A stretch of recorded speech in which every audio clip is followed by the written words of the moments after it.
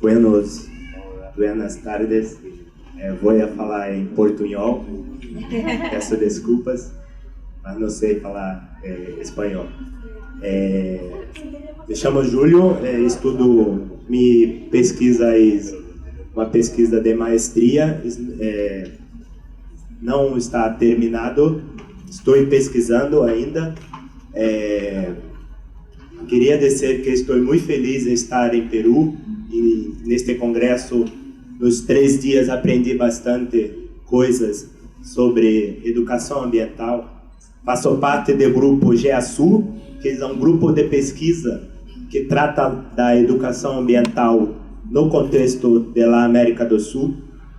Me gostaria muito cambiar contatos com você para possíveis trabalhos juntos, porque GEASU faz alguns eventos, alguns trabalhos no Rio de Janeiro com pessoas da América do Sul, algumas perguntas juntas, algumas pesquisas juntas.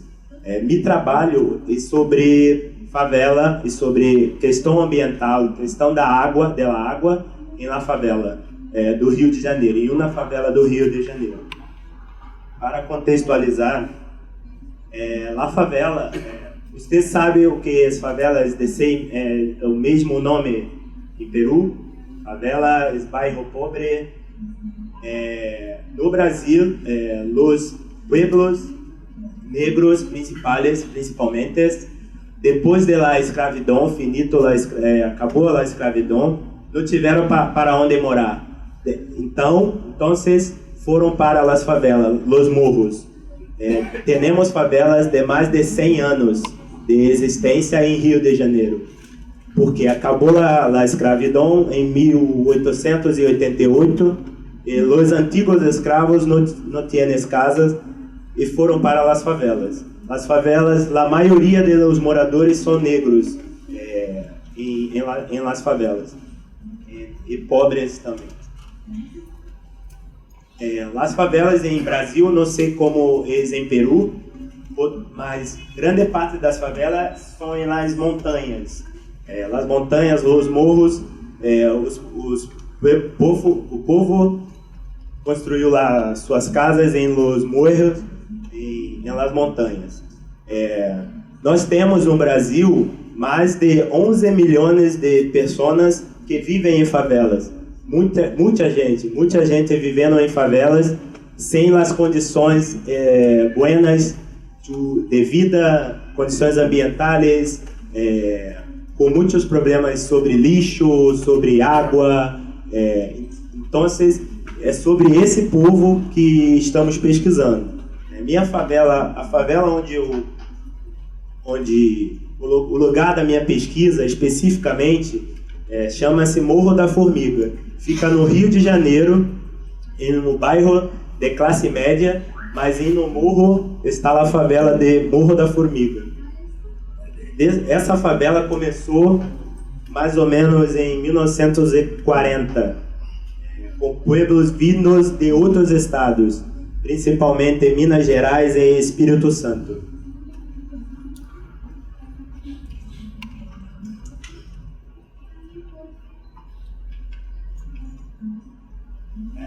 Acá temos um pouco de indicadores socioeconômicos do Morro da Formiga.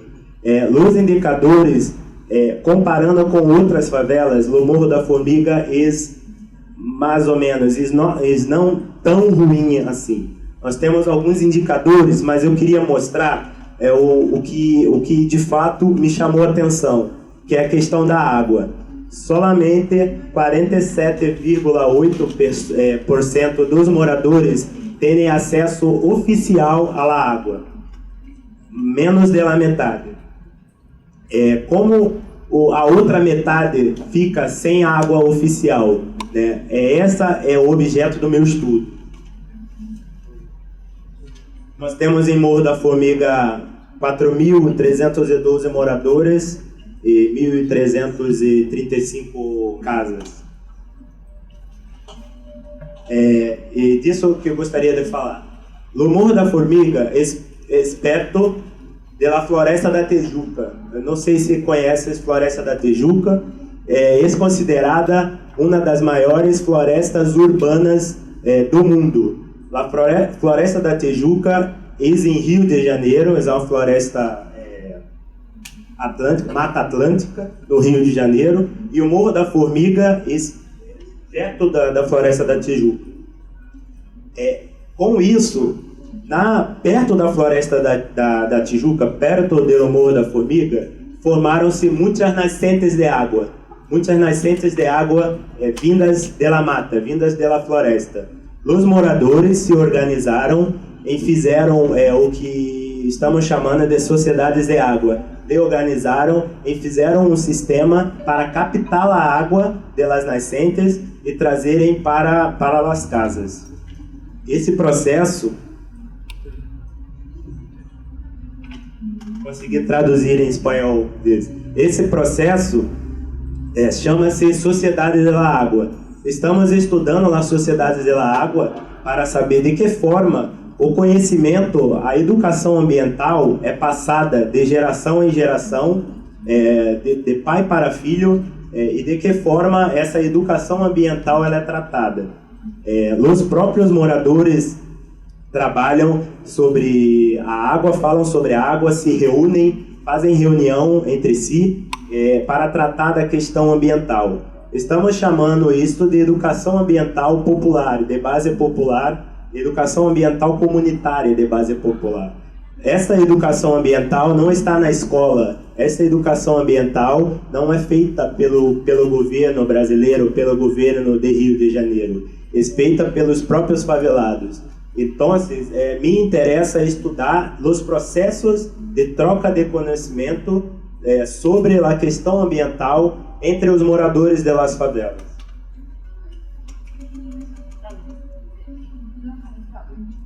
Cambio de conhecimento entre os moradores da favela. É importante falar, Rio de Janeiro é o segundo estado mais rico do Brasil. Rio de Janeiro terá Jogos Olímpicos em 2016. Rio de Janeiro é muito famoso, é um lugar turístico. E ao mesmo tempo, existem moradores em Rio de Janeiro que não têm água oficial. Estamos estudando isso. Isso é um problema muito grave.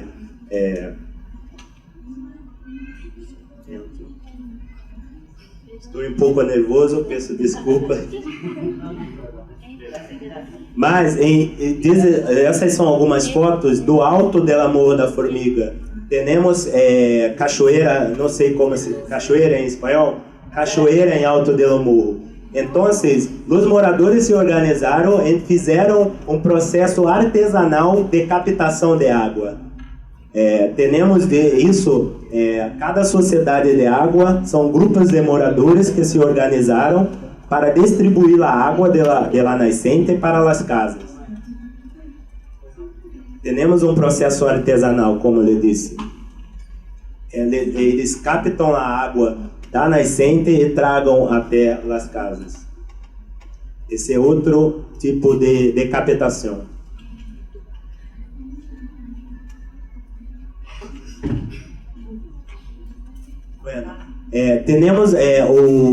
Na minha pesquisa estamos utilizando alguns conceitos teóricos, alguns autores para dar base ao meu estudo. Boaventura Souza Santos, Paulo Freire é um educador muito importante no Brasil. Estamos falando também de racismo ambiental, que é um termo colocado por Robert Pollard, que é um americano que trabalhou a questão ambiental com os povos étnicos e chegou à conclusão que os problemas ambientais causam mais efeitos nas populações negras e nas populações excluídas. Não por acaso, no Morro da Formiga, mais de 80% dos moradores são negros. Então, entendemos que os conflitos ambientais, os problemas ambientais, vêm de forma diferente dependendo da renda, dependendo do dinheiro, dependendo da cor da pele, dependendo de onde tu moras. Em Brasil também é assim, e penso que no Peru também é não muito diferente. O povo pobre tem mais problemas ambientais do que o povo rico. Então, também estamos estudando isto em Brasil. Nos interessa saber por que o povo negro, o povo pobre, os campesinos, os indígenas têm mais problemas ambientais do que os outros. Então, estamos utilizando alguns autores importantes para nós nessa pesquisa. Um outro debate que estamos fazendo em Brasil é sobre a educação ambiental crítica e a educação ambiental conservadora. No Brasil, temos um debate acerca de qual educação ambiental nós queremos fazer para, de fato, ter um efeito importante no combate aos problemas ambientais. Consideramos a educação conservadora, ambiental conservadora, solamente aquela que trata da preservação, ame a natureza, vamos abraçar a árvore, mas não trata do conflito ambiental, não trata da problemática ambiental. A educação ambiental crítica que nós trabalhamos, nós achamos importante também preservar a natureza, abraçar a árvore, se quiseres, mas estamos pensando no conflito ambiental, porque algumas pessoas, a educação ambiental conservadora falará, economize água, mas como falaremos economize água no Morro da Formiga para pessoas que não têm água?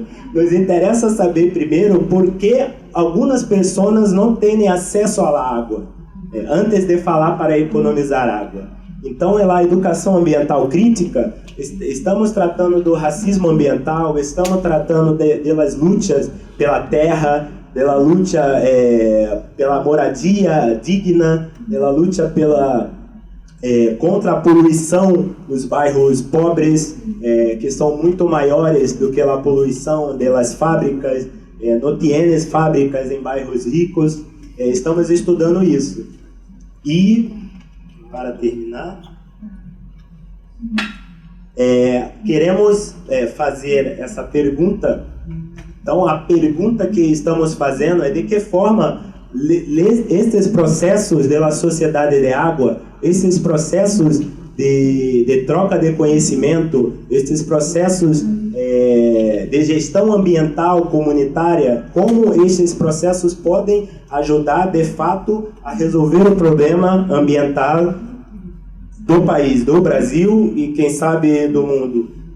Eu acho, na pesquisa, que essa solução virá dos povos pobres, de baixo para arriba, e não de arriba para baixo.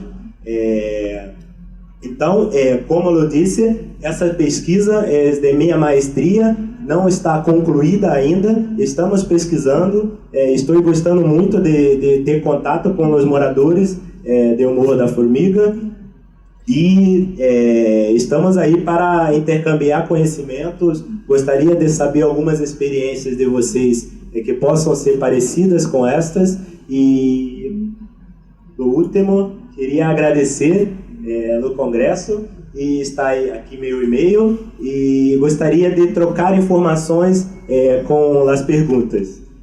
Peço desculpas pelo meu portunhol, pelo meu nervosismo, mas gostaria de dizer muitas graças.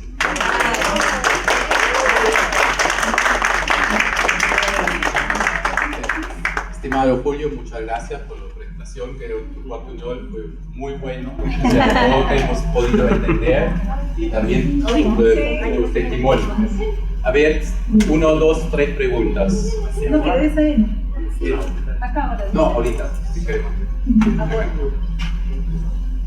Bueno, felicitarte, gracias también por compartir este caso y estudio específico. ¿Podría Para porque hay un streaming que todo el mundo está mirando ahorita. Muy bien. Bueno, mi nombre es Juana Martínez, soy acá de Lima, de la red CNR.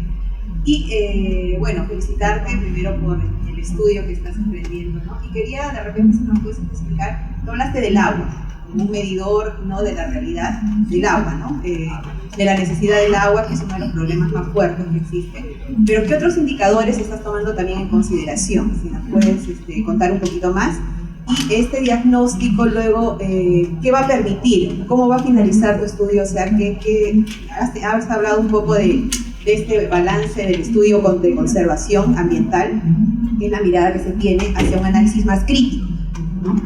Y el fondo, o sea, ¿qué esperas tú lograr con tu trabajo final? Não sei se entendi tudo, mas vou tentar falar. Nós temos uma companhia oficial que distribui água para todos, mas em Morro da Formiga esta água não chega para todos, só para metade dos moradores. Eu penso que com o meu estudo e com outros debates podemos fazer com que o governo do Rio de Janeiro coloque oficialmente água para todos os moradores da Formiga. É uma pressão juntamente com os moradores da Formiga para ter água oficial. Mas meu estudo, antes de tudo, é um estudo solamente para entender o que se passa, e talvez futuramente esse estudo possa servir para as autoridades fazerem políticas públicas igualitárias da forma do meio ambiente. Não sei se te respondi, mas podemos trocar mais informação, mas os outros problemas, eu falo da água, mas a favela tem muitos outros problemas, como a questão de lixo, basura, a questão das casas, se tiver muita chuva, as casas podem cair, porque na montanha temos muitos outros problemas ambientais e socioambientais, mas estou estudando especificamente a água. Mas nas favelas, se vão um dia no Rio de Janeiro, vocês verão áreas nobres, áreas ricas, e as favelas no morro. Vocês podem visitar as favelas, é uma grande experiência para saber que o Rio de Janeiro não é essa maravilha toda que aparece na televisão. Não é solamente Copacabana, não é solamente la playa. Então, é isso. Buenas tardes, permítame felicitarlo por su exposición. Mi nombre es Miguel Ángel Julio, de Bogotá, Colombia. Creo que el trabajo que usted ha realizado es una lucha contra la segregación social y territorial, y es lo que desde la educación ambiental debemos hacer. Quisiera saber cuál es la posición del gobierno de Río de Janeiro para construir políticas públicas que le den soporte a los trabajos que se están realizando como estudiantes. O governo, deixa-me falar, esqueci de falar.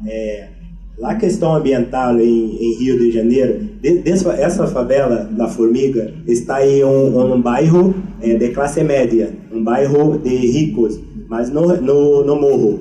A política ambiental histórica em Rio de Janeiro foi remover, sacar do povo pobre do centro da cidade e colocar longe, com discurso ambiental. A favela, o governo sempre fala, a favela devasta a natureza, é ruim para a natureza, está devastando as árvores, construindo residências em morro, e utiliza este discurso para sacar o povo negro, o povo pobre, de los bons bairros e colocá-los em bairros longe, distantes, bairros ruins. Isso aconteceu há 50 anos atrás. Por exemplo, meu padre morava em um bairro muito rico, mas ia na favela. Eles falaram que, por questões ambientais e sanitárias, tinham que sacar o povo, não mais moradores lá. Tiraram essas pessoas e colocaram em outros bairros. se hoje você for no mesmo lugar, tem prédios de pessoas ricas. O discurso é para preservação. Nós temos que sacar a favela e plantar árvore. Mas quando saca a favela, os ricos vão morar. Esse é um problema. Os governos não são amigos da favela. Eu acho que somente o povo lutando para ficar no local e melhorar o seu local possa lograr sucesso. O governo não é amigo da favela.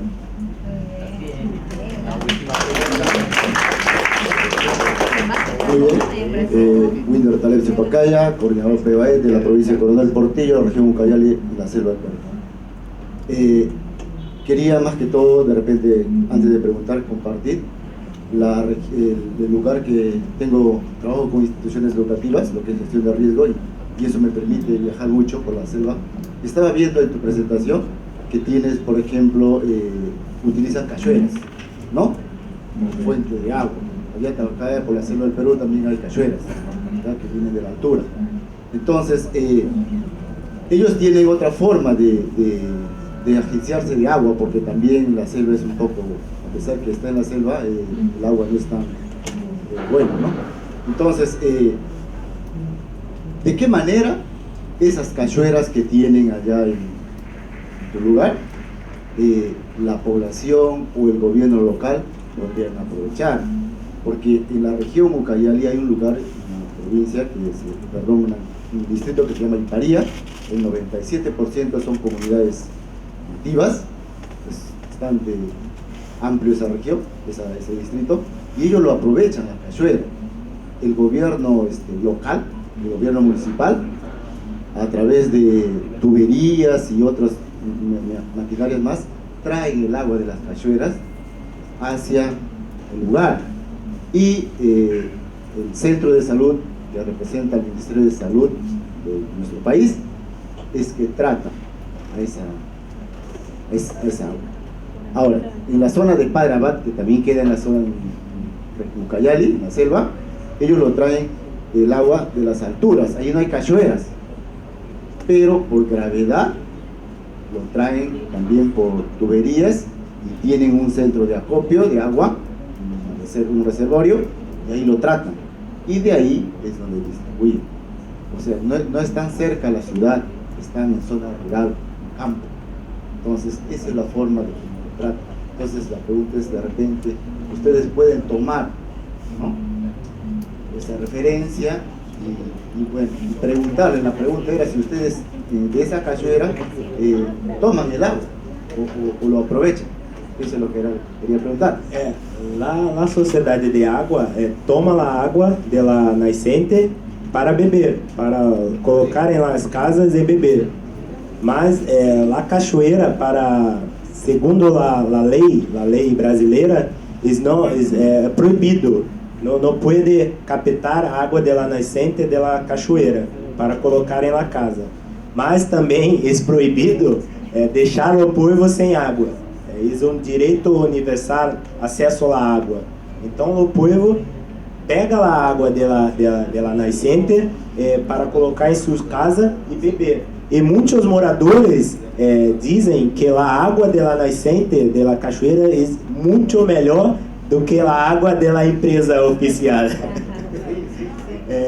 A empresa oficial pega a água de um rio chamado Rio Guandu e trata essa água e distribui para a cidade toda. É muito grande, mas a água, entendemos que a água não chega no Morro da Formiga, não é porque é alto, é porque existe uma intencionalidade em deixar o povo, desse povo sem água.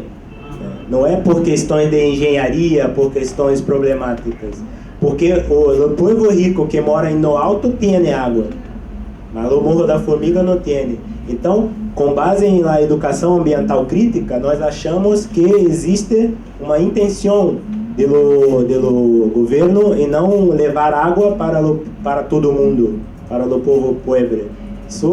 Então, o povo se organizou e captou água da nascente. Este é o trabalho, essa é a problemática. E muitos moradores acham que a água da nascente é muito mais saudável, tem muito menos cloro, flúor, do que a água vinda da empresa. Esse é o problema. Não tem água por falta de interesse do governo. Não é por questão de engenharia, por ser algo. Entendeu? É outra política. Eu só queria agradecer e dizer que gostaria de intercambiar contatos para futuros eventos. O Grupo GEASUR faz eventos em Brasil. Nós fizemos Brasil-Colômbia para tratar da educação ambiental em 2 países e Brasil-Peru também, em janeiro. Algumas pessoas peruanas que moram em Brasil foram falar sobre a situação ambiental de Peru em Brasil. Podemos continuar este intercâmbio. Gracias.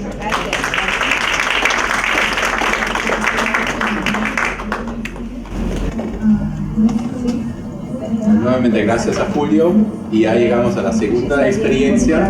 Tenemos acá a María Elena Foronda Parro, muchos creo de Perú ya la conocen también. Ella es socióloga egresada de la Facultad de Ciencias Políticas y Sociales de la Universidad Nacional Autónoma de México, con maestría en Gestión Urbana Ambiental de la UPAO IHS de Holanda. Socia fundadora del Instituto Ambientalista Natura, presidente del Foro Ciudades para la Vida, integrante de la red MUCI, miembro del Consejo Directivo de Profonampe. Por su actividad han recibido distintas premiaciones como Pachamama por Renace, Premio de las Naciones Unidas de Derecho Humano, Premio Goldman 2003 por Centros y Sudamérica. Además, se integra a la red de sociedades costeras para el trabajo y proceso de gobernabilidad de ecosistemas costeros. Bueno, la conocen, que hay muchos que trabajan en el tema ambiental, ya escucharon de ella. Bueno, yo la conozco también, como hemos dicho, 25 años la conocemos. Ya, entonces, bueno, sin más preámbulo, María Elena, todo tuyo. Muchísimas gracias. Me ha inhibido, es mi amigo, por supuesto. Bueno, yo primero quisiera agradecer la oportunidad de estar con ustedes. Veo caras amigas y muchos interesados en estos procesos que venimos trabajando hace más de 25 años, procesos de educación ambiental, no solamente desde el punto técnico de investigación, sino como parte de un proyecto de vida. Yo soy chimbotera, paisanita huanchaquera, patasalada. Yo soy de Chimbote. El vivir en una ciudad así para nosotros era imposible el no vincularnos con los temas centrales que han hecho de Chimbote una de las 13 zonas más contaminadas del país, la siguiente. Y lo menciono para que ustedes puedan, para los que no conocen Chimbote, estamos a 420 kilómetros al norte de la ciudad de Lima, es la zona costera, en la parte baja de la cuenca del Santa, y tenemos una población de 378.000 habitantes, de acuerdo a lo que dice el censo del INE, la siguiente.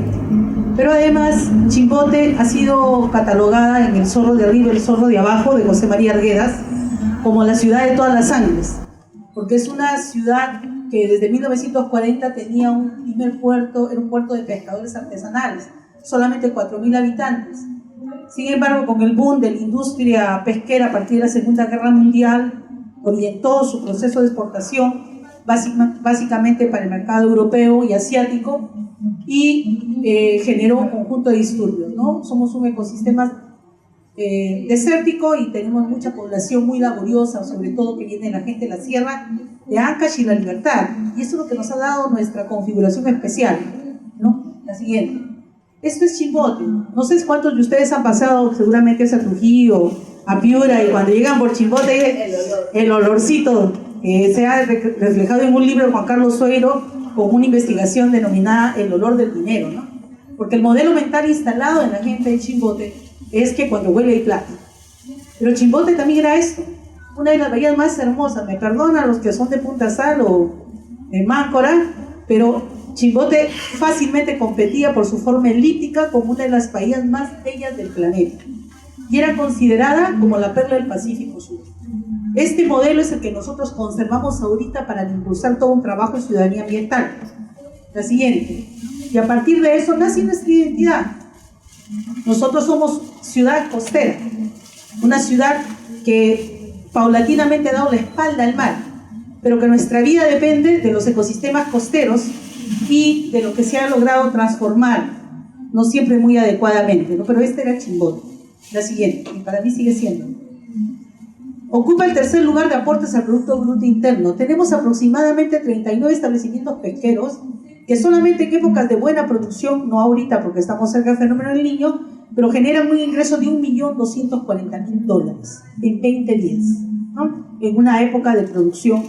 Somos la quinta ciudad de mayor desembarque de recursos hidrobiológicos a nivel mundial. Es decir, que en esa pequeña franja del litoral peruano se desembarcan más que en 11 países europeos juntos. Por lo tanto, está relacionada con la cantidad de recursos hidrobiológicos que son también base de la seguridad alimentaria y no solamente para producir harina para los chanchos, los perros, los salmones, ¿no?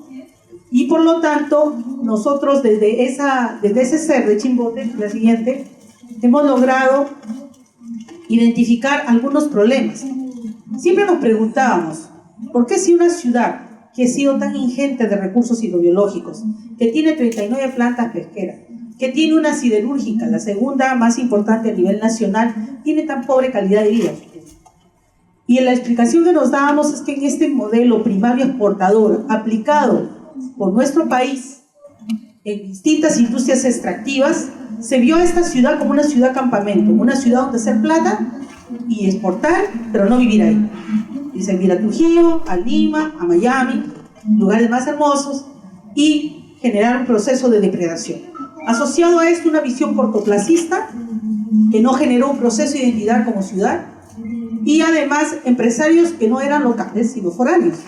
Por lo tanto, el proceso de constitución de Chimbote ha sido muy complejo, no solamente por los instrumentos técnicos aplicados, mala planificación en el uso del suelo, sobreexplotación de los recursos naturales, procesos de contaminación y una deficiente monitoreo y vigilancia de parte del sector público, dándose una suerte de complicidad entre la Sociedad Nacional de Pesquería y el Ministerio de Producción que dictaban las políticas, convirtiendo entonces a Chimbote en las imágenes que tenemos, ¿no?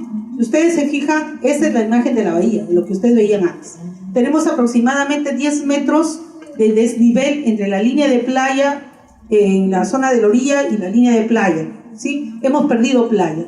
Se estima que han retrocedido cerca de 500 metros y ahorita enfrentamos un proceso erosivo muy fuerte que genera oleaje generado por los oleajes anómalos, pero también porque se construyeron un conjunto de muelles que malograron la morfología de la bahía natural, cortaron la circulación marina y generaron procesos erosivos que impactan, al igual que las favelas, en los más de 300 pueblos jóvenes que tenemos en Chile. Ubicamos entonces esta problemática ambiental, además de los malos olores con dióxido de azufre, hidrógeno sulfurado y todos los hados que se les ocurran, que impactaban directamente en la calidad de vida de los niños. Ustedes a los niños chimbotanos los reconocen por las manchitas que tienen en la cara y porque en determinadas horas del día se les irritan mucho los ojos por la presencia de ácido sulfídrico en el aire, determinado por el Ministerio de Salud, no por mí. Entonces, cuando llegamos a trabajar, nos encontramos con esta realidad que nos golpeaba la cara. Pero era paradójico, por otro lado, que mucha gente trabaja, depende de la pesca, depende de la actividad industrial pesquera, es nuestra actividad eje. Por lo tanto, había como el negarse este problema ambiental como un mal necesario. Como si el producir y contaminar tenía que ser necesariamente parte del mismo proceso. Y nos centramos entonces en trabajar con las capacidades y conocimientos ambientales a partir del análisis de percepción de lo que la gente veía y sentía sobre los problemas ambientales de la ciudad. La siguiente. Y partir de abajo hacia arriba nos dio mayor información porque encontramos entonces que habían conocimientos de las comunidades sobre cómo había sido esta ciudad. Y el gran desafío de nosotros era cómo pasamos a elevar un nivel de cultura ambiental en una ciudad que en temas ambientales no tiene mucho que mostrar, por lo menos no en el centro. Lo que se nos ocurrió, la siguiente, fue mostrar las imágenes que yo les había mencionado inicialmente, que les había mostrado inicialmente, para, a partir del rescate de una identidad histórica, cultural, social, trabajar estos ejes. Y dijimos, necesitamos liderazgos, pero liderazgos que nazcan de la comunidad, porque había una alianza entre empresa y Estado. La actual presidenta de la Sociedad Nacional de Pesquería ha sido la ex ministra de Pesquería, ¿no? Entonces este efecto rotatorio que se da en la minería sucede con mucho más fuerza también en la pesquería. Las decisiones políticas y económicas las tomaban los gobiernos con la Sociedad Nacional de Pesquería y la comunidad no contaba para nada en los procesos de participación. Trabajamos entonces con un método denominado líderes en estas tres dimensiones, en lo cognitivo, en lo actitudinal y lo que pusimos como énfasis el proyecto de vida. Una pregunta muy simple: ¿queremos seguir siendo sobrevivientes o transitamos a una ciudad para la vida? Y en ese tema, el tema del liderazgo para nosotros no es un líder caudillo, sino un liderazgo participativo, comunitario, colectivo, entre ser coherentes de lo que se dice y hace, donde el reconocimiento del otro para nosotros ha sido vital. Esto no ha sido fácil, ha costado luchas, movilizaciones, acciones de incidencia política a nivel nacional y a nivel internacional para lograr lo que les voy a mostrar. Porque en estos espacios a veces las decisiones se ven tamizadas por otro tipo de intereses. Y el tema del reconocimiento del otro y el sentido de pertenencia, el sentirse orgulloso de ser chimotanos, para nosotros era importantísimo ponerlo en cada acción que hacíamos, ¿no? Por una sencilla razón: elegimos un proyecto, uno de los miles de problemas que había, uno, y sobre eso nos fuimos, pero con un proyecto que aporte sentido y dignidad al cambio y la formación de una comunidad de líderes. El siguiente. En esta perspectiva trabajamos con la Universidad Nacional del Santa, que son nuestros aliados, para desarrollar y con un equipo multidisciplinario de docentes, biólogos, ingenieros ambientales, para desarrollar esta metodología de líderes, en donde los tres pensamientos, el crítico, creativo, en las dos dimensiones, interpersonal y la intrapersonal, pudiéramos desarrollar con los líderes pensamientos estratégicos, teniendo en consideración un escenario real. Como decía el compañero anterior, ¿no? Hablar del tema ambiental en Chimbote no es hablar pues del oso panda, ¿no? Teníamos que irnos en un contexto muy específico, muy crudo, muy duro para nuestra realidad, pero levantando alternativas frente al problema. Y lo que encontramos como eje de trabajo fue el liderazgo social. El construir esta masa crítica, organización social, que pudiera ganar un nivel de interlocución válida tanto con las empresas como el Estado. La siguiente. Y en esta perspectiva, uno del marco conceptual que nos ayudó muchísimo fue el tema de reflexionar sobre el tema de la gobernanza en las zonas costeras. Sabiendo de que hay tres fuentes de poder, el sector público, Estado y sociedad civil, y cómo empezar a dialogar entre estas tres fuentes. Hubo un desgaste muy fuerte solamente cuando estaba sola la sociedad civil. Y pasamos a lo siguiente. El siguiente, por favor. Nos dimos cuenta de estas otras articulaciones que son las que permanentemente persistían. Vivíamos siempre en el tema del caos, donde cada uno hacía lo que podía, y lo que nos interesa es llegar a un proceso de gobernabilidad real. El siguiente. Suena muy bonito cuando uno se plantea una idea y establece una trayectoria de un cambio, establece cuáles son estas fuentes y mecanismos para gobernar esos cambios, y empezamos a investigar sobre un caso que fue la Bahía del Ferrol y a establecer los órdenes y escalas de cambio a través de un proceso de planificación participativa. La siguiente. Todo esto está bacán, pero en el camino nos hemos encontrado con varios obstáculos. La primera es que al gobierno no le interesaba mucho el tener un diálogo con los pobladores. Siempre minimizan las capacidades locales por lo técnico, ¿no es cierto? Esta dicotomía entre que los técnicos son para resolver los problemas y los pobladores no son parte de las soluciones. Entonces, la formación de estos líderes nos permitió, teniendo un objetivo a largo plazo, empezar a desarrollar proyectos urbano-ambientales locales que les pudiera alentar la participación en los problemas más graves por resolver, como la recuperación de la bahía. Hicimos acciones de incidencia, como les mencioné, a nivel nacional e internacional, y un video que ustedes lo pueden encontrar colgado en la página web, se llama La Codicia Alimenticia, hecho por unos amigos ingleses, nos abrió las puertas a la Unión Europea, y a partir de ahí mostrar la realidad que les estoy mencionando, y oh maravilla, se hizo el diálogo con la empresa y con el Estado. Lo que no logramos en 40 años, lo logramos con un video. En menos de un año se aprobaron límites máximos permisibles para emisiones, límites máximos permisibles para efluentes, reubicación de las empresas pesqueras fuera de las zonas urbanas, inversión en tecnología limpia para empezar un proceso de ordenamiento urbano ambiental en la ciudad de Chile, ¿no? Pero a partir de este proceso logramos entonces, como se nos había abierto la ventana y queríamos terminar de abrir la puerta, a trabajar para que las comunidades elevaran su capacidad de análisis, de conocimiento y propuesta, pero desde sus percepciones en un trabajo de recuperación ambiental de la bahía. La siguiente, y en ese sentido, estos son los resultados, ¿no?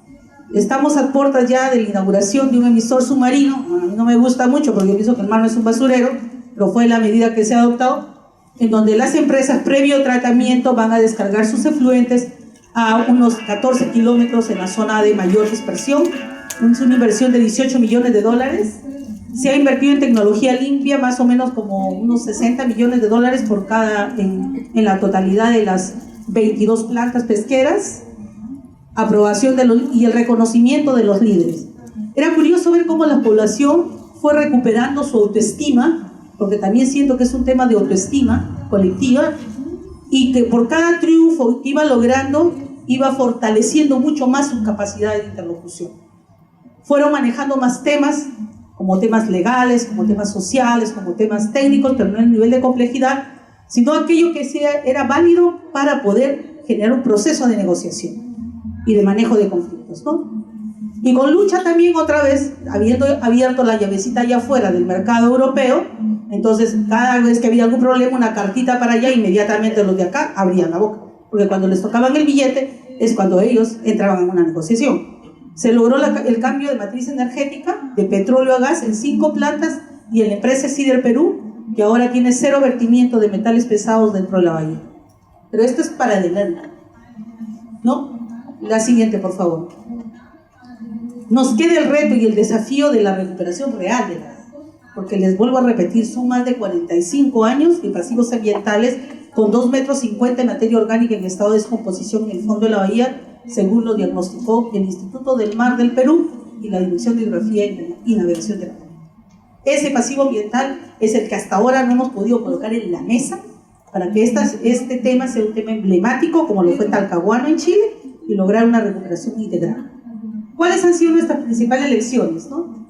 Que los líderes junto a los procesos se legitiman y se validan sus propuestas.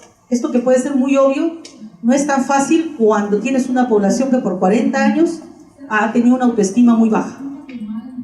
La ciencia al servicio de un proyecto. Nuestros aliados han sido las universidades locales, la investigación que sustentaban a las propuestas, y ahí elevaba entonces el nivel de interlocución y la capacidad de diálogo con el Estado y las empresas.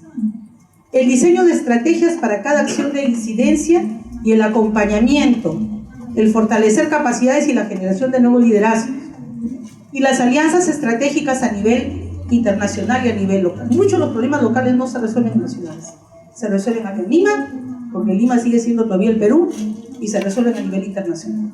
Entonces aprendimos a ser lobistas en esos otros espacios. La siguiente. Iniciamos, para nosotros una cosa que nos ha dado mucho resultado es el trabajo con las comunidades, los comités de lucha contra la contaminación, el trabajo de redes ambientales. Se ha formado una red de jóvenes que se llama Bicired, que están con una propuesta de ciclovías en la ciudad, Red Proambiente, Ecologistas en Acción, que son nuestros Greenpeace chipotanos, ¿no? La red de educadores ambientales, la red de voluntariado juvenil, el diplomado juvenil ambiental. Se ha generado una dinámica muy interesante desde el punto de vista de formación ambiental ciudadana, pero desde una perspectiva de esta ecología crítica que nos planteaba el compañero, ¿no? Y sentimos que los cambios significativos, y lo aprendimos con grandes amigos que tenemos aquí, nuestros amigos de APECO, nuestro querido amigo Miki, ¿no?, del Ministerio, aprendimos que los cambios significativos tienen que pasar por los cambios personales. Si no hay un comportamiento ético y coherente entre lo que uno dice y hace, esto es puro rollo. Y el tema era cómo dar ejemplos positivos y propositivos de cosas que sí se pueden hacer. Logramos involucrar a un ex miembro de APECO dentro de una fábrica pesquera Y este ingeniero empezó el cambio tecnológico, lo convenció al inversionista, al empresario, para hacer el cambio de su matriz energética y cambios tecnológicos, y le dijo, con eso vas a ganar más dinero. Empezó a liderar ese proceso y se dieron cuenta que invirtiendo en tecnología limpia ganaba muchísimo más dinero que contaminando, porque la contaminación era solamente pérdida en el proceso productivo. Estos compromisos personales se han ido diseminando más y ahora estamos en una etapa de poder sistematizar estas alianzas, ¿no?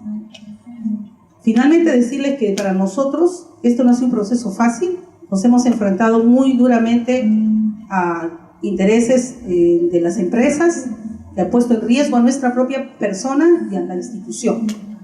Pero quienes estamos convencidos de que esto es un proyecto por la vida, tenemos que seguir en ese camino, no para idolatrar ni generar íconos falsos, sino para generar procesos de cambio. Hemos aprendido que no hay recetas, que cada proceso es único y que tenemos que ir en ese interaprendizaje generando alianzas cada vez más fuertes. Ahora, con orgullo les podemos decir que estamos exportando nuestro modelo con las comunidades.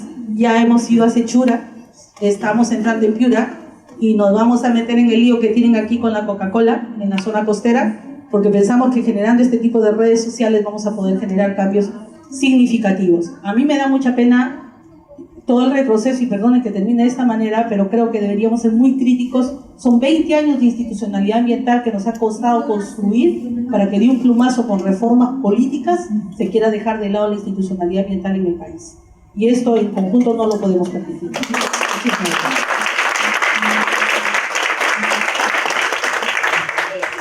Muchísimas gracias, María Elena.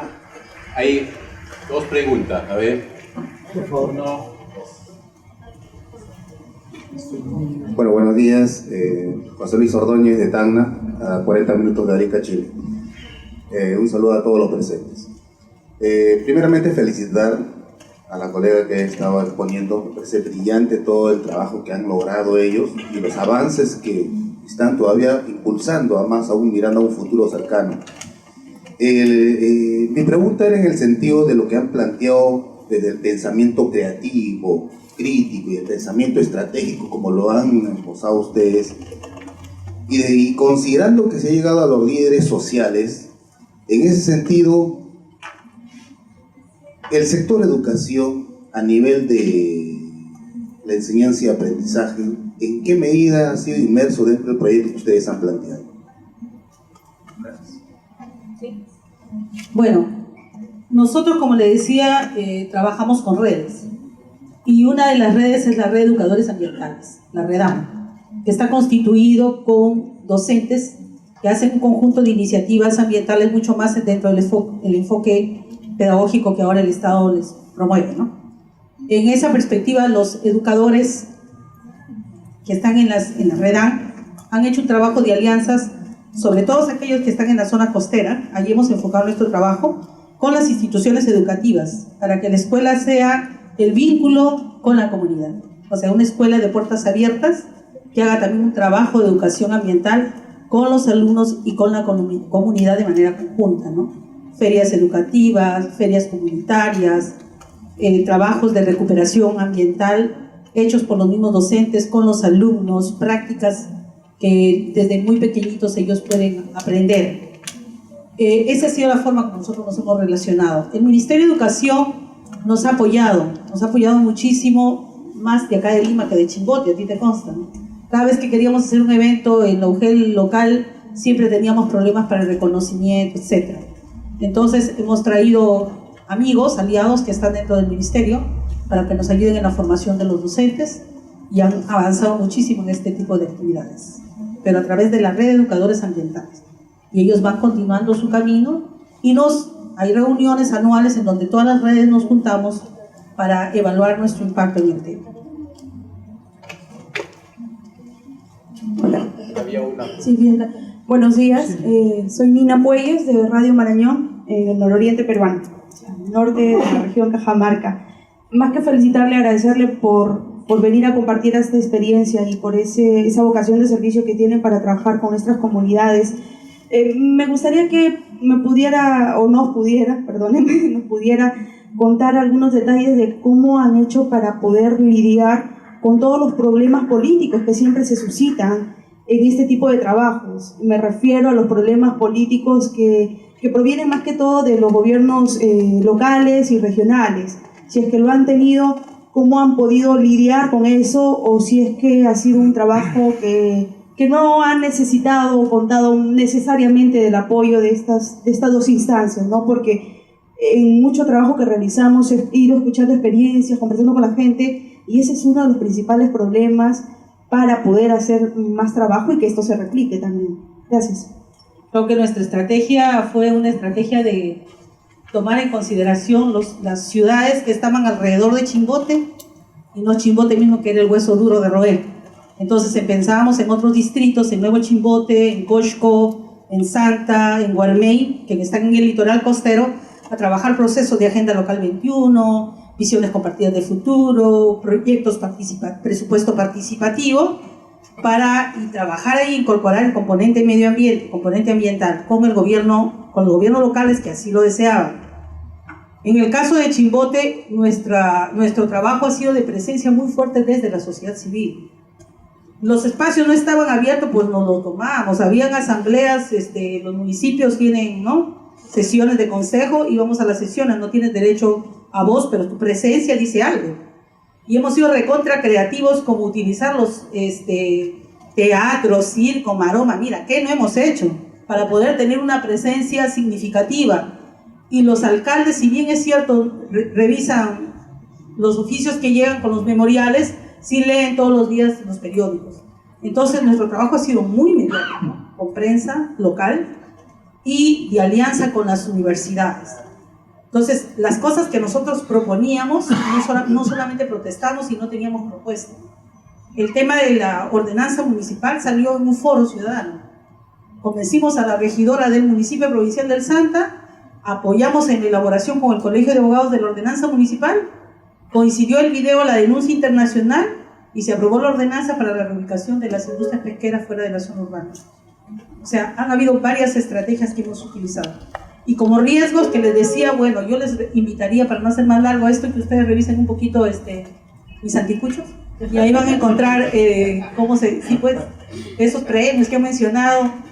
No es por, qué bacán, no, nos ha costado muchísimo trabajo. Pero seguimos aquí, ¿no? A nosotros nos hicieron asilo político en la época del Fujimori, ¿no? Pero creo que la mejor prueba es de que uno es inocente, es continuar en lo que está. Y somos así más tercos que pulga de perro, sí, en oreja de perro flaco. Hay que estar persistiendo y persistiendo. No hay otra forma. Por lo menos para nosotros no la hay.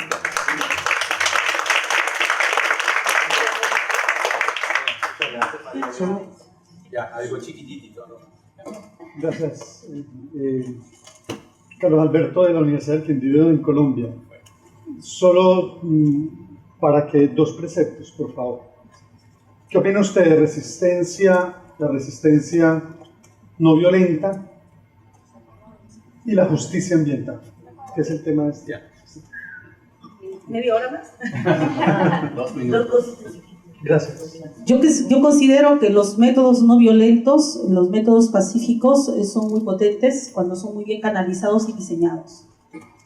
Y que responder violencia con violencia lo único que lleva es a que este ciclo continúe. Sobre todo en países como los nuestros, ¿no? Colombia, Perú, hemos vivido historias muy cruentas y muy violentas, aun cuando la violencia a veces venga institucionalizada de parte del Estado. Ancash, mi región, es una de las regiones más corruptas y me da mucha pena decirlo así. Y ha sido famosa porque tenemos al presidente regional en la cárcel por corrupción y sicariato y al alcalde de mi ciudad por lo mismo. Entonces, reconstruir este tejido social con paz, con solidaridad, con afectividad, es algo urgente para nosotros. Y vinculamos los temas ambientales también, el tema de derechos ambientales, derechos con justicia ambiental, en el marco de lo que enmarcado en lo que establece el principio 10 de la Agenda 21. Porque no podemos ser sociedades democráticas si no somos justas. Y desde esta perspectiva nosotros trabajamos un enfoque ambiental. Por la justicia, que significa participación ciudadana real no tú participas, ella participa y yo decido, sino participación en la toma de decisiones, acceso a la información, que es lo que nos estamos peleando ahorita. No nos quieren dar información porque son pobladores, hay una minimización y una discriminación, y estamos peleando para que nos den la información para poder tener una opinión sustentada, y luego justicia ambiental. Hemos utilizado el marco normativo legal, en algunos casos hemos ganado y en otras no mucho, pero en ese camino estamos, ¿no?, construyendo. Pero yo suscribo plenamente el tema de la paz con justicia ambiental. Gracias. Muchas gracias, María Elena. Hoy nos toca nuestra tercera invitada, Lourdes Chocano Sabaus. Tiene un CV también bastante largo. No sé que, bueno, es máster en Educación Ambiental y Desarrollo Sostenible por la Cátedra de UNESCO. Tiene Desarrollo Sostenible de la UNED de España.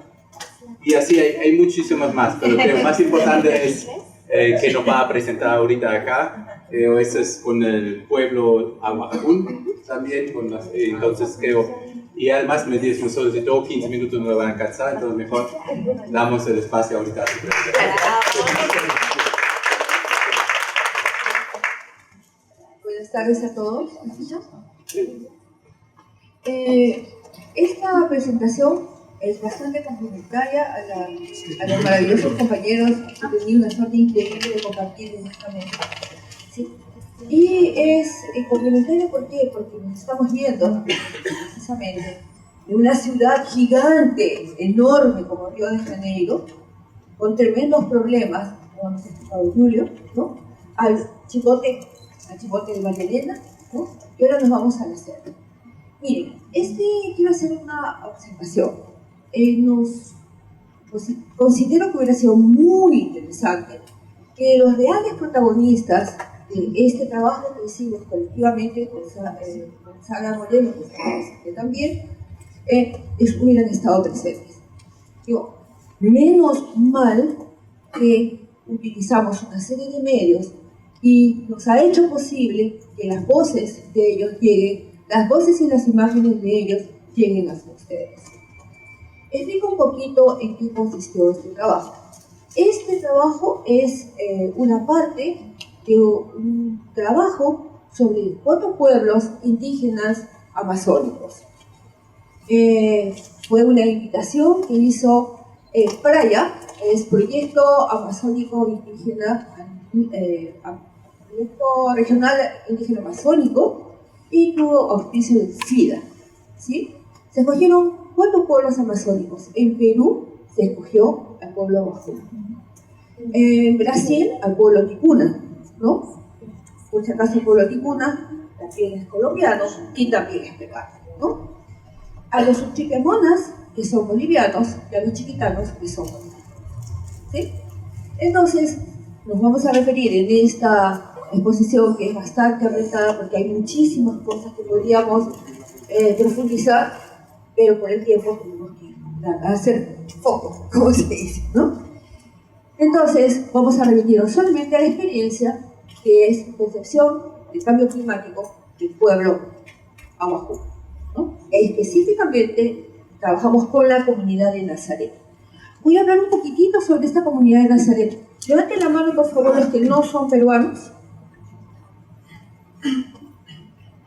La comunidad de Nazaret es una comunidad integrante del pueblo Aguajún, que está sobre el río Chiriaco, en el nororiente del Perú también. Y tiene una característica muy importante, que participó, fue uno de los grandes protagonistas, no el único, sino uno de los grandes protagonistas que estuvo en un evento que lo van a escuchar por sus propios dirigentes, el famoso evento que tomó la carretera que se llamaba la Curva del Diablo. ¿Cuál era el problema? La defensa de sus tierras, la defensa, ¿no?, de sus derechos, de sus tierras comunitarias, ¿sí? Y fue una de las comunidades que posteriormente fue muy golpeada, ¿no?, por el tema de la represión. Entonces, cuando hemos empezado este trabajo, si no hubiera sido posible entrar allí, si no hubiera sido la acción del Vicariato del Medio Ambiente. Entonces, trabajamos con Sara, otro compañero más, y empezamos este trabajo que tiene una característica fundamental. Es una investigación compartida. Los reales protagonistas fueron los y las comuneras, que, digamos, nosotros en nuestro papel de educadores ambientales, precisamente motivamos y propusimos algunos ordenamientos, algunos fueron aceptados y otros no fueron aceptados, pero construimos colectivamente. Y otro tema importante fue la metodología de los medios audiovisuales, en los cuales no éramos tan expertos ni expertas.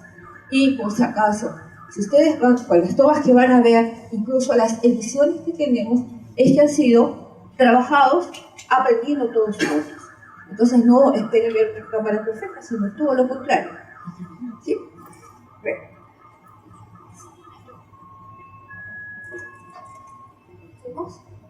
La investigación compartida, aquí estamos todos los días, hacíamos un resumen de todo lo que se había visto, ¿sí? Y se proyectaba y comenzaba la discusión. Bueno, esta es una escena, no solamente están los mayores, los medianos, sino también están los niños. Vamos al tema del cambio climático. Hemos hablado de educación ambiental, pero también nos hemos referido al cambio climático, pero creo que el día de hoy es el marco fundamental, ¿cierto? Sin embargo, sabemos que a todos nos afecta el cambio climático, ¿no? Hemos visto en las ciudades, ¿no? ¿A quién afectan las ciudades? Precisamente a los pobres. Entonces, el cambio climático no nos afecta a todos, pero no a todos por igual. Eso es lo que permanentemente se vive en nuestra Amazonía, ¿no, compañeros? O sea, desbordes de ríos, cosas imprevisibles, no controladas. El primer momento que nos planteamos es, ¿qué piensa este pueblo indígena amazónico sobre el cambio climático? ¿Cómo vive desde su perspectiva estos cambios? ¿Cuáles son los efectos en sus comunidades? ¿Cuáles son sus explicaciones? ¿Y cuál es su visión de futuro? ¿Qué va a pasar?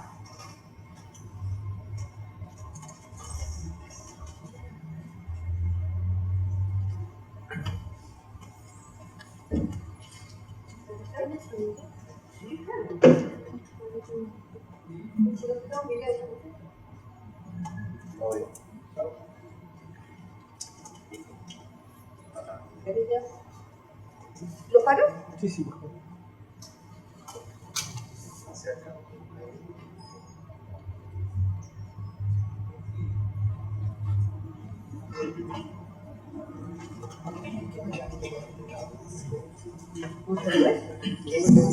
Antiguamente los viejos cuentan que en los tiempos que recién llegamos al Alto Marañón, Etza, el sol, que fue hijo de una mujer devorada por el Igua o Apay, creció y vengó a su madre, logrando matar al Igua. Etza enseñó a los varones a hacer las lanzas, y a hacer batanas, los conjuros de la magia de caza y a tejer. También cuentan los viejos que antiguamente la gente vivía con hambre porque solo comían huachín, que es como una soga. Compadecida de verlos sufrir, Nuncuy, espíritu de la tierra, mandó a su hija a enseñar a las mujeres el cultivo de la yuca, maní y otras plantas, y a la fabricación de vasitos. Nuncuy, en sus corrales subterráneos, cría animales y aves del monte que va soltando para que los hombres cacen. Pero si los animales son maltratados o cazados en exceso, ella cierra los corrales y ya no habrá más caza. Todo esto supone mucho respeto. El cazador pide permiso e invoca la protección del espíritu del animal que cazará. Las mujeres, cuando trabajan su chakra, invocan con su canto el espíritu de las plantas para que crezcan fuertes. La canción que ustedes han escuchado es la canción precisamente de invocación al espíritu de la yuca. Está cantada por una niña. Inicialmente, paréntesis, esta composición fue cantada por una niña, pero como les digo, todos éramos realmente principiantes. Entonces, no, perdimos la grabación. Y yo no soy la de la grabación, sino la mía. Así trabajamos. La hipótesis de la investigación. Los pueblos indígenas cuentan con conocimientos e información sobre cambios climáticos vividos antes. Porque son pueblos originarios. En este país, en nuestro hoy día es un país, en su territorio ha habido muchísimos cambios climáticos. Y además, precisamente la investigación fue qué ha pasado antes, si tenían recuerdo de que si habían habido este tipo de cambios y cómo los podemos afrontar. Estos conocimientos tienen validez frente a una nueva situación de cambio climático. Se han perdido las posibilidades de respuesta frente a las condiciones de este cambio. Son estas preguntas fundamentales que nos hicimos colectivamente.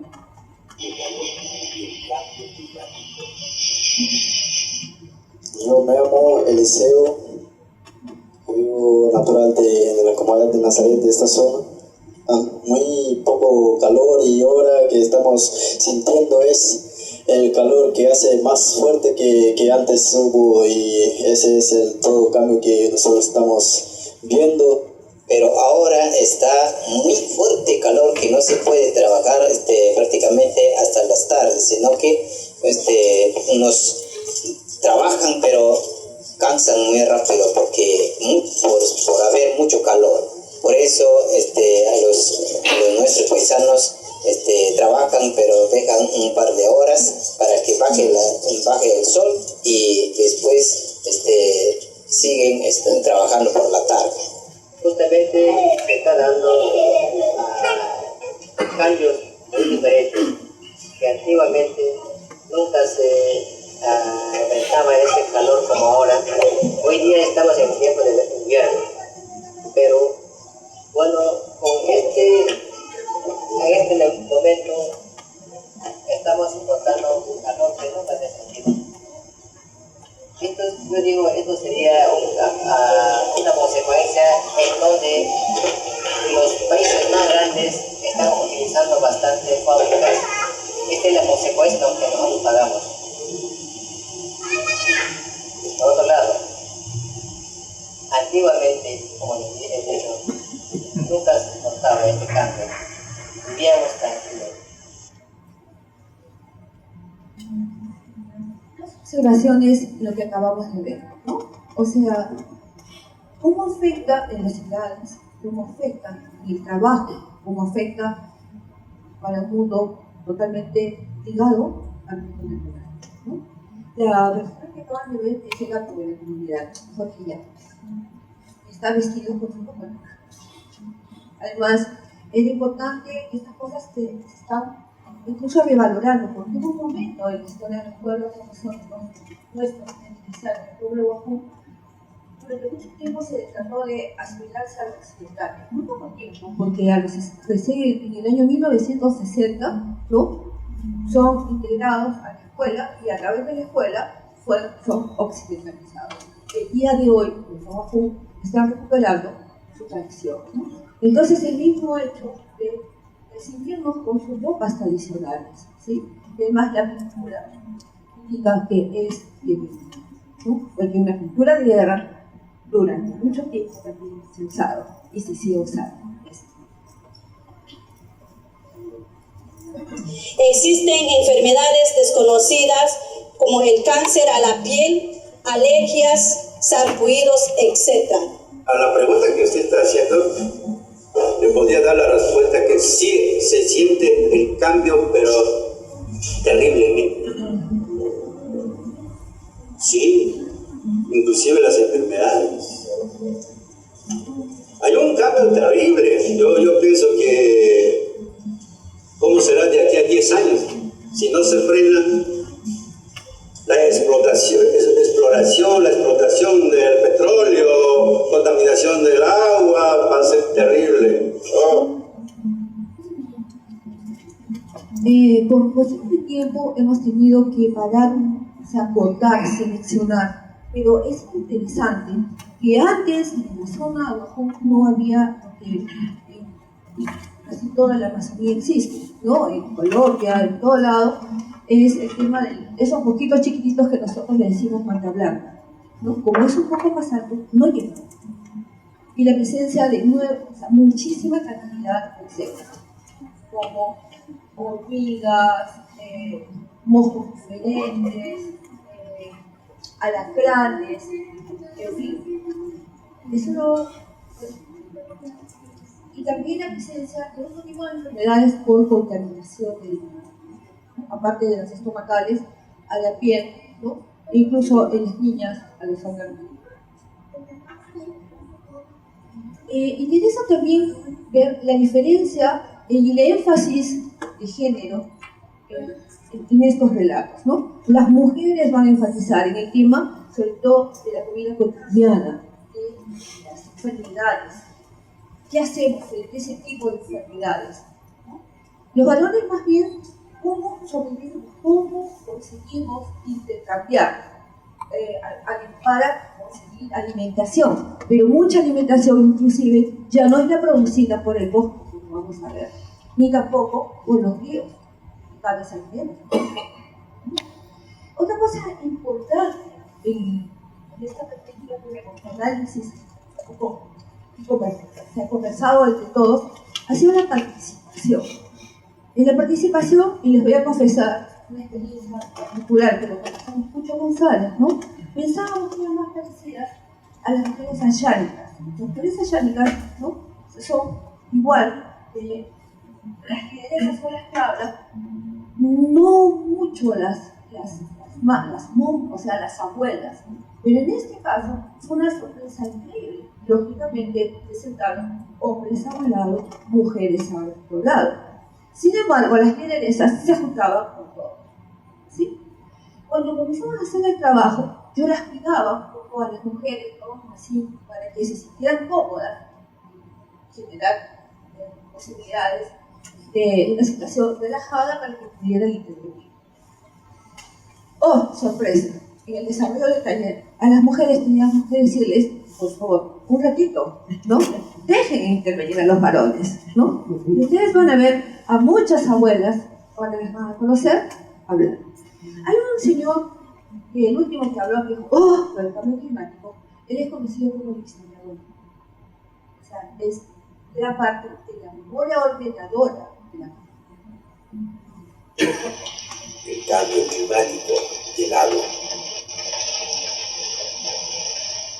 Las lluvias, pero ¿qué pasa? Hace 3 años atrás, ya 3 años que estamos sintiendo un cambio total. Es decir, las lluvias ya no son como antes, es decir, las lluvias en cada momento, en cada rato, en cada mes, cualquier mes llegan las lluvias. En tiempo de que ha sido verano, ya no es verano, es lluvia. También hay abundante inundación. Ha inundado las chacras, ha botado una cantidad de terrenos, por lo que la población se ha limitado también a hacer el cultivo, porque ya tenían tremendas hectáreas de terreno para poder cultivar, pero el río se lo ha llevado todo. Antes era el tierra hasta el fondo, sino que se causó acrecentar y se cambió. Allá hay una isla y eso era el río, sino que esta parte era terreno y se cambió de mucha lluvia que sucedía y se cambió. Ahorita se causó del río este lado, y ahorita se está viniendo acabando el terreno también. Hasta ahorita mira, se está acabando así. Estamos viendo las pérdidas de los cultivos y por lo tanto aumento, ¿no?, malas condiciones de vida. Eso significa que esto es permanente. Como ustedes saben, por eso preguntaba de dónde era, ¿no? En la Amazonía existen dos épocas. De lluvia y de sequía. En la época de lluvia es la época de la abundancia, pero ahora ya no es la abundancia. En la época de seca, y lo más importante que estamos viendo es que ahora todo está trastocado. No se sabe cuánto llueve. y cuando llueve se lo lleva todo. Y cuando después que ha llovido demasiado, viene sequía. Fenómenos que prácticamente no se conocen. Hablar sobre el derrumbe que ha habido del año 98, el señor Federico Maya nos informa de que, bueno, el derrumbe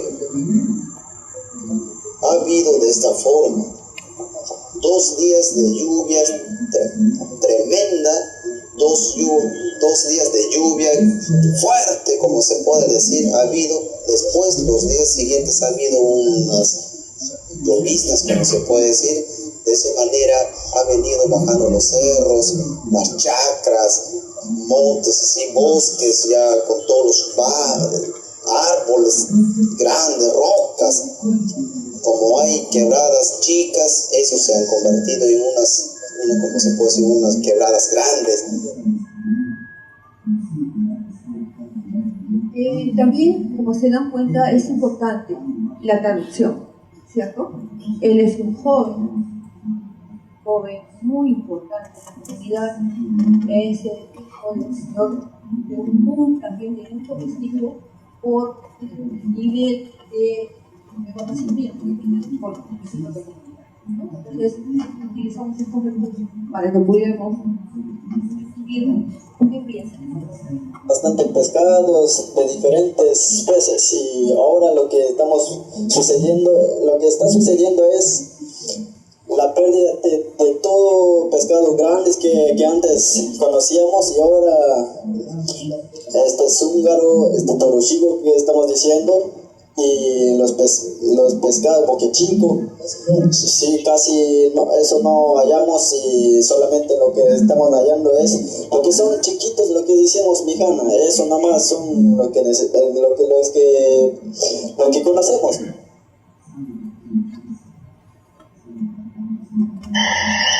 El cambio climático y el bosque.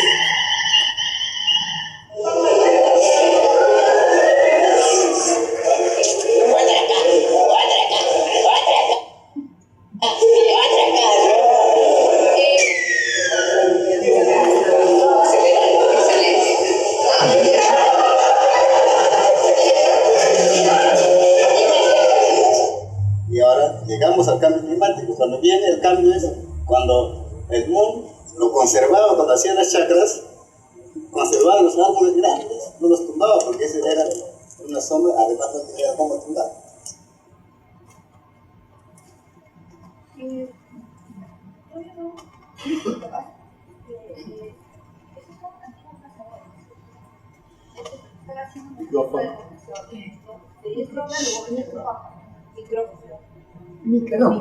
Decía que es un diálogo, ¿no?, entre los viejos cazadores, y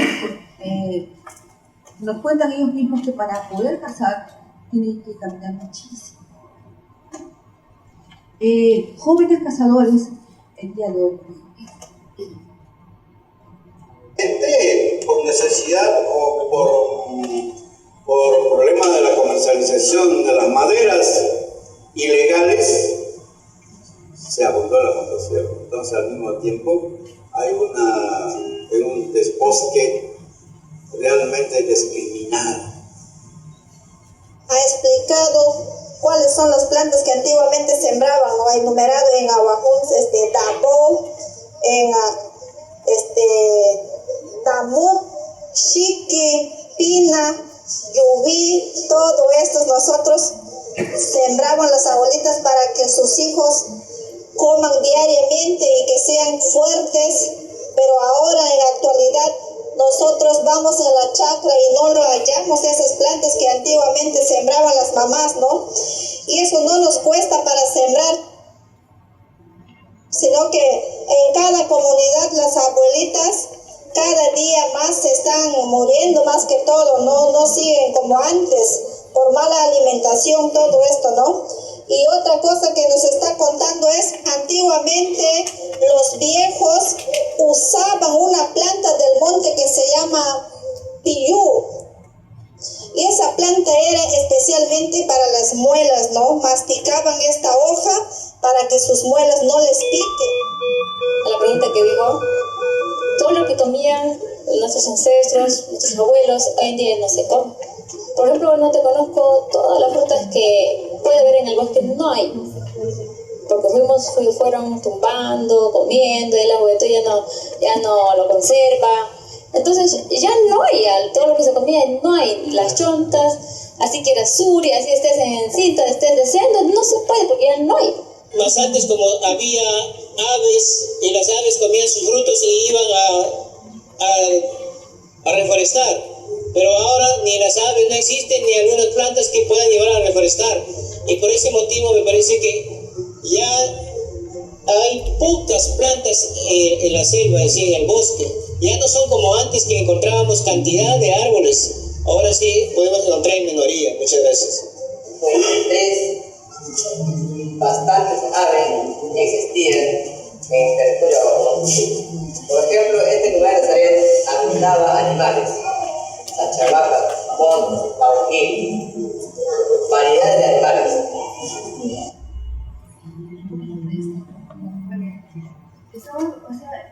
La discusión es puntual. Todo lo que era comida, hoy ya no existe. El gran problema, la deforestación. En el curso anterior, se explicó cómo había empezado la deforestación, ¿cierto? Con las motosierras. Primero, el hacha con las motosierras. Maestro dice que es por necesidad, ¿no? Se metieron las maderas. ¿Ok? Lo que pasa es que tenemos que ubicarnos históricamente qué es lo que ha sucedido con los pueblos amazónicos en el Perú. Se dio una ley de colonización, porque la selva era vacía, ¿no? Entonces comenzaron a llegar, las mejores tierras se dieron a colonos que precisamente no son amazónicos, sino provenían de otro ecosistema. Entonces se vio pues que esto era maravilloso porque se podían tirar el bosque, derribar el bosque y vender la madera. Entonces ellos dicen, y nosotros aprendimos de los mestizos, porque ellos decían, es pobre, no tiene plata, ¿cierto? Son dos maneras, lo que hablaba tanto Lev ayer, o anteayer. Son dos modelos de pensamiento distintos. Ellos vivían, tenían comida, tenían peces, tenían agua limpia, etc. Tenían otro tipo de organización inclusive. Vienen a su territorio otras maneras de pensar. Entonces comienza la deforestación y ellos asumen también ese modelo. ¿Por qué? Porque es importante tener dinero para insertar. Más adelante nos van a decir, antes teníamos bosque, una chacra pequeña de la cual nosotros comíamos, ¿y qué cosa aprendimos? Aprendimos a comer, hacer chacra grande para la venta. Anteriormente nuestros padres, nuestros abuelos, cuando en una comunidad vienen, por ejemplo, directamente yo donde trabajo, desayuno, yuca, pura yuca, almuerzo, pura yuca, cena, pura yuca, así una semana, un mes, un año.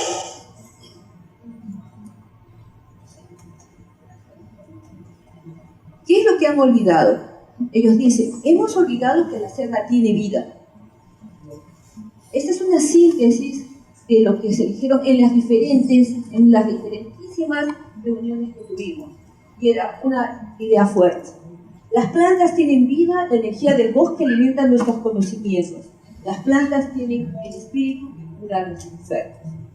No hemos pedido permiso. Recuerdan inicialmente cuando dicen hay que pedir permiso porque todo tiene su madre. No hemos pedido permiso ni hemos tenido respeto. Se ha roto la relación entre el campo, el bosque, y las personas. Y en consecuencia hemos perdido lo que el bosque tiene. Es una síntesis de las relaciones sistémicas del bosque, y todo está totalmente interrelacionado.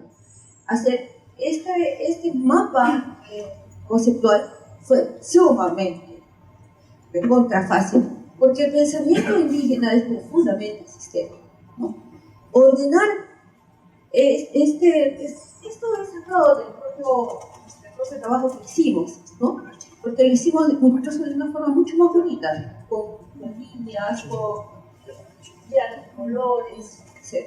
Lamentablemente, problemas de viaje, no lo pudimos traer hasta donde estábamos procesando, hasta el momento que estábamos procesando. Entonces, el delicado sistema se ha roto, ¿no? Sin árboles, se ha perdido especies de plantas animales, se ha perdido el alimento, la medicina y materiales para vivir. Sin árboles, las lluvias arrasan el fértil. No hay equilibrio de las temperaturas y lo más grave, se han perdido conocimientos. Hoy y el futuro. Los pensamientos útiles son los que tienen valor anticipatorio. Hay tremenda incertidumbre porque los patrones de conocimiento no responden a las nuevas situaciones. Por ejemplo, ¿qué vamos a hacer con el río que se nos viene encima? No sabemos. No, el Aguajó recién está aprendiendo a reforestar. Han escuchado, ¿no? Las aves son las que reforestan. Por otro lado, todavía queda agua fértil. O sea, ¿qué es lo que tenemos? Agua fértil. Lo que tenemos es agua en las cascadas. Agua fresca, no contaminada. Todavía tenemos diversidad que podemos cuidar.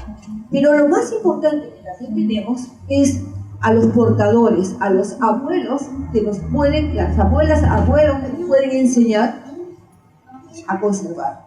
Y sobre todo nos dicen qué hacer y cómo hacer. Y finalmente, dice, esto en realidad no es una afirmación, sino ¿queremos aprender a incorporar nuevos modelos para producir alimentos? Es una pregunta. ¿Tenemos que aprender a reforestar?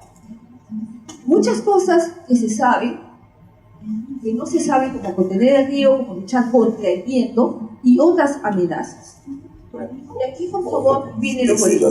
Les voy a tomar un poquito de paciencia. Y actualmente soy el miembro José Luis S, con cual estamos visitando acá la comunidad, y es mi comunidad también, y sobre todo tener un estudio sobre el cambio climático y también sobre las instalaciones de las empresas privadas que pasan desde el año 78 hasta este año, y recordar siempre que nuestros ancestros por desconocimiento no han sido beneficiados sobre todos estos pases que están instalados desde Andoas, Loreto hasta Amazonas y hasta el norte, que es Ura-Talara, donde está el pozo de la refinería minera.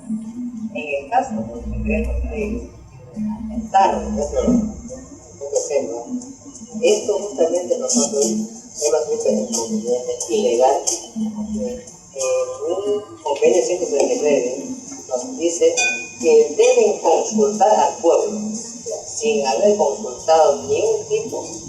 Han hecho un paquete de leyes que atentaron contra el pueblo amazónico.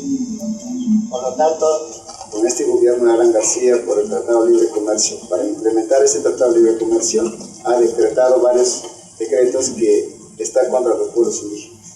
Y por ello, el 9 de abril se ha iniciado el paro amazónico, en donde se ha tenido que estar a los 55 días para que el gobierno derogue los decretos cuestionados por los pueblos amazónicos. Nosotros, acantonados en la Cueva del Diablo, más de 10.000 personas involucrados en la defensa de la vida, hemos estado protegidos pueblo a pueblo, que es Jaén, Tucubamba, Bagua, los distritos, todos un apoyo solidario, donde todos los amazónicos estamos defendiendo la vida del mundo. La conciencia y los valores de los pueblos indígenas no se presiona, no se vende, sino los valores se cultivan. Eso es nuestros principios de nuestros ancestros. ¿Cómo queremos el desarrollo? cómo queremos nosotros trabajar sin afectar al medio ambiente, porque ahora a nivel del mundo conocemos el calentamiento de globo terráqueo, que ya conocemos muy bien, que esto a nivel del mundo ha impactado, que el medio ambiente es por lo que nosotros mismos estamos acabando el bosque, y por tanto es el único recurso en Amazonas que a nivel del mundo se está mirando como un pulmón del mundo, porque si esto lo acabamos ya no tendríamos la vida del mundo. Entonces la preocupación es que nosotros estamos enfrentando frente a las empresas transnacionales para que esto se conserve, que no se acaben nuestros bosques. Desarrollo desde nosotros.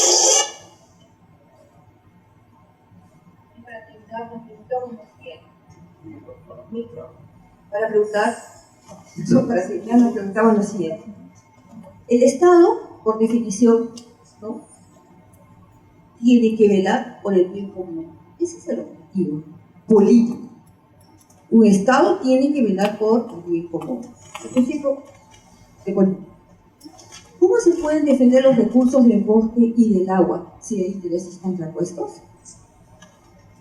Lo estamos viendo, la defensa del problema del agua, el problema de la contaminación del agua, del mar, ¿no? ¿Cuáles son las políticas de protección de los bienes ambientales, de seguridad alimentaria y de protección a las poblaciones más vulnerables? ¿Cuál es la política del Estado en la lucha contra el cambio climático y el desarrollo urbano? Creo que son las preguntas fundamentales que tenemos que hacer justo cuando estamos terminando estos 3 días de reflexión. ¿Están respondiendo a estas preguntas?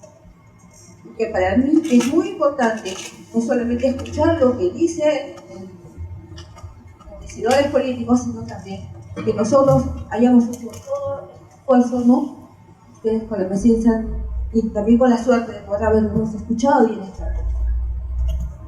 Y sobre todo sabemos que hay más cambios en estos últimos meses aquí en el Perú, y precisamente las zonas protegidas, los bosques y todo eso están en más peligro que hace 2 meses. Muchas gracias,